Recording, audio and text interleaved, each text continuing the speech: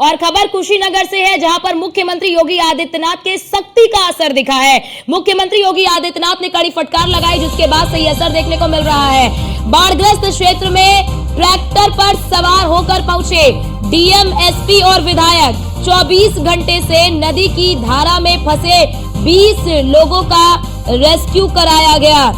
नारायणी नदी की उफान से कई गांव जलमग्न हो गए हैं। तो ये बड़ी खबर आपको बता दें, क्योंकि लगातार मुख्यमंत्री योगी आदित्यनाथ नजर बनाए हुए हैं। आपने देखा होगा कि बाढ़ से पहले, यानी कि बारिश से पहले ही उन्होंने कई बैठकें भी की थी। तस्वीर आपको दिखा रहे, देखिए ये एक्सक्लूसिव तस्वीरें न्यूज वन इंडिया आप तक पहुंचा रहा है कि सीएम योगी आदित्यनाथ ने ये सख्ती दिखाई है, और सख्ती का ये असर है कि डीएम, एसपी, विधायक ट्रैक्टर पर चढ़कर पहुंचे हालात का जायजा लेने के लिए। ये तस्वीर आप देखिए, जो बाढ़ग्रस्त क्षेत्र है, उस बाढ़ग्रस्त क्षेत्र में डीएम, एसपी और विधायक ट्रैक्टर पर चढ़कर पहुंचे, और जो 20 लोग वहां पर फंसे हुए थे उनका रेस्क्यू किया गया। सोचिए ये हालात है।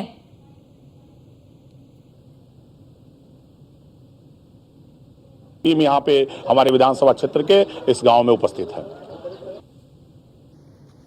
तो ये तस्वीरें भी आपको दिखा रहे हैं हम। देखिए क्या आलम है कि डीएम भी नहीं जा पा रहे हैं। ये आलम है कि उनके लिए एक अलग से वहां पर तख्ती बिछाई गई, उसके बाद वो वहां तक पहुंचे जहां पर लोग फंसे हुए हैं। ये आलम है कि अभी पहली दूसरी बारिश है, और पहली दूसरी बारिश में कई गांव जो हैं वो बाढ़ के क्षेत्र में, यानी कि साफ तौर पर कह लीजिए कि बाढ़ग्रस्त वो हो गए हैं। वहां पर कई घर डूब गए हैं, मकान डूब गया है, लोग जो है वो काफी ज्यादा परेशान हैं। और क्योंकि मुख्यमंत्री योगी आदित्यनाथ लगातार इसको लेकर दिशा निर्देश भी दे रहे हैं, और पूर्व में कई बैठकें भी वो कर चुके हैं कि बाढ़ के हालात से निपटने के लिए आप तैयार रहिए, टीम तैयार रहे, शिविर बनाया जाए, वहां पर पर्याप्त व्यवस्था हो। लेकिन यहां पर देखिए पर्याप्त क्या, कोई व्यवस्था नहीं है कि खुद डीएम, एसपी और विधायक को ट्रैक्टर में चढ़कर पहुंचना पड़ रहा है। ये तो आलम है यहां का।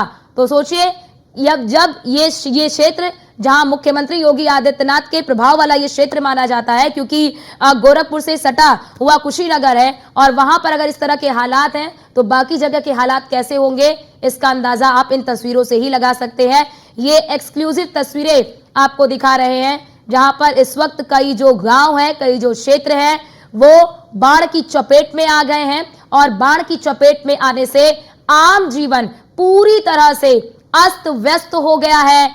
यानी कि लोग जो हैं वो काफी ज्यादा परेशान हैं, क्योंकि देखिए घरों में पानी घुस गया है, स्कूलों में पानी घुस गया है, दुकानों में पानी घुस गया है। तो आखिरकार लोग जाएं तो जाएं कहां। यहां पर राहत शिविर की बात कर ले तो उस तरह की पर्याप्त व्यवस्था नहीं है। खाने की बात कर ले तो यहां पर भी उतनी व्यवस्था नहीं है जिस प्रकार की व्यवस्था होनी चाहिए। लेकिन जिसको लेकर मुख्यमंत्री योगी आदित्यनाथ लगातार दिशा निर्देश दे रहे हैं कि पर्याप्त व्यवस्था करिए, कि कोई कमी ना हो, दिक्कत ना हो, लोगों को कोई परेशानी ना हो। लेकिन यहां पर तस्वीरें कुछ और है, और ये पहली बार की तस्वीर नहीं है, ये हर वर्ष होता है। हर वर्ष जब बारिश आती है तो उसके बाद आलम यही होता है। तस्वीरें आपको ऐसी ही देखने को मिलेंगी, जहां पर नाव से कह लीजिए कि नाव पे चढ़ के आपको एक पार से दूसरे पार आप जा सकते हैं। घरों में भी नाव, यानी कि जहां पर आप देखेंगे कि बड़ा क्षेत्रफल होता है, वहां पर जब पानी भर जाता है तो वहां पर भी नाव चलने लगते हैं। तो इस तरह के हालात हो जाते हैं। लेकिन कोई व्यवस्था, उससे पहले तमाम बड़ी बैठकें होती हैं, तमाम आला अधिकारी जो है वो बैठकें करते हैं, तमाम दिशा निर्देश दिए जाते हैं। लेकिन साफ तौर पर जब बारिश का समय आता है तो सारी व्यवस्थाएं फिसड्डी साबित होती हैं। सारी जो पहले से प्लानिंग होती है वो फिसड्डी साबित होती है। ना ही पर्याप्त शिविर होता है, ना पर्याप्त एनडीआरएफ, एसडीआरएफ की टीम होती है, ना पर्याप्त खाद्य व्यवस्था होती है। तो ऐसे में प्रभावित जो होता है वो केवल और केवल आम जीवन, जो आम लोग हैं, जो इस बाढ़ग्रस्त जो है।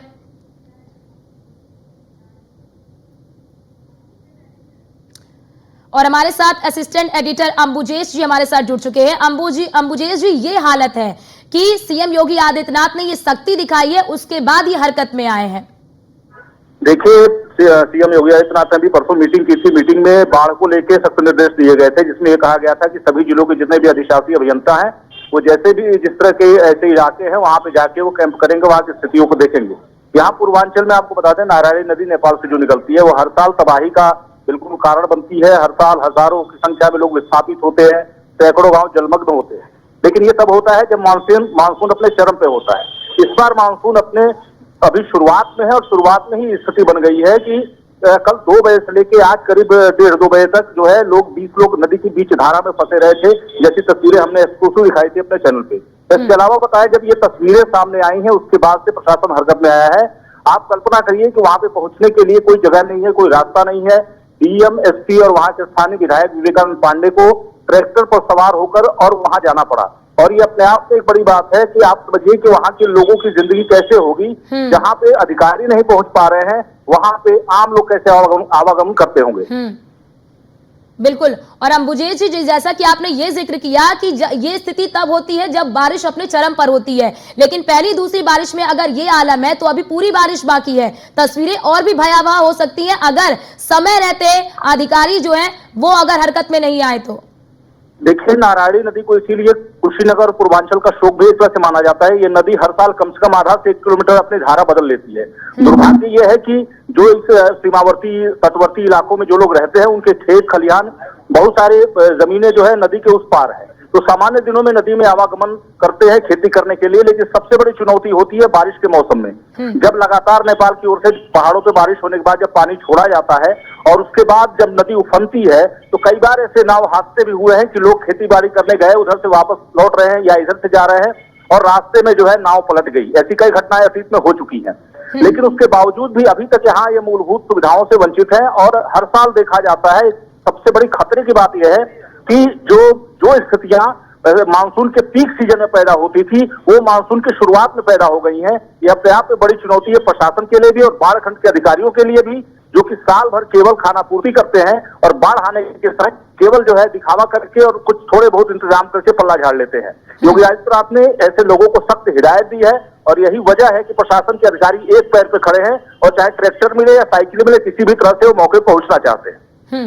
और अंबुजेश जी, बड़ा सवाल ये भी है कि अगर ना ही पर्याप्त शिविर की व्यवस्था, ना पर्याप्त खाने की व्यवस्था, ना ही कोई व्यवस्था है, ऐसे में अगर तस्वीरें काफी ज्यादा भयावह होती हैं तो उसके बाद फिर जिम्मेदारी तय करना भी मुश्किल हो जाता है कि जिम्मेदारी किसकी तय की जाए, कौन होगा जिम्मेदार इसके लिए। देखिए, सबसे प्राइमा फेसी जिम्मेदारी तो बाढ़ खंड की होती है, जो कि वास्तव में अपना काम नहीं करता है। ये कहने में किसी को गुरेज नहीं। बड़े प्रशासनिक अधिकारी भी इस बात को मानते हैं, जनप्रतिनिधि भी इस बात को मानते हैं कि बाढ़ खंड के अधिकारी लगातार केवल है खाना पूर्ति करने में ही व्यस्त रहते हैं, क्योंकि वास्तव में तैयारियां की जाए, इस लेवल की तैयारियों के लिए सरकार निर्देश देती है। सरकार बार बार ये कहती है कि इस लेवल की तैयारी होनी चाहिए। अगर उस पर लेवल की तैयारी हो तो बहुत हद तक बड़े नुकसान से बचा जा सकता है। लेकिन अब सीएम योगी पूरी तरह से एक्शन में है और इसका असर भी अधिकारियों को दिख रहा है। उम्मीद की जा सकती है कि भविष्य में कुछ बेहतर नतीजे निकलेंगे। बिल्कुल। और अंबुजेश जी, क्योंकि हम लोग हमेशा यही कामना करते हैं कि शायद तस्वीर बदले, लेकिन हर साल यही तस्वीरें हमारे सामने आती हैं। बहुत शुक्रिया आपका हमारे साथ जुड़ने के लिए और ये महत्वपूर्ण जानकारी साझा करने के लिए कि किस तरह से नारायणी नदी जो है वो जब उफान पर आती है तो कितनी समस्याओं का सामना करना पड़ता है। लेकिन जो जिम्मेदार हैं इसके लिए, वो अपने कान में तेल डालकर आराम से सोते रहते हैं। उनको पता होता है कि तस्वीर 2 दिन 4 दिन रहेगी, उसके बाद फिर बदल जाएगी, यानी कि फिर अगले साल देखेंगे, जो होना होगा सो होगा। लेकिन ये कब तक चलेगा, ये बड़ा सवाल है। फिलहाल के लिए इस बुलेटिन में इतना ही। बाकी देश और दुनिया की तमाम खबरों को देखने के लिए आप बने रहिए न्यूज़ ऑन इंडिया के साथ। नमस्कार।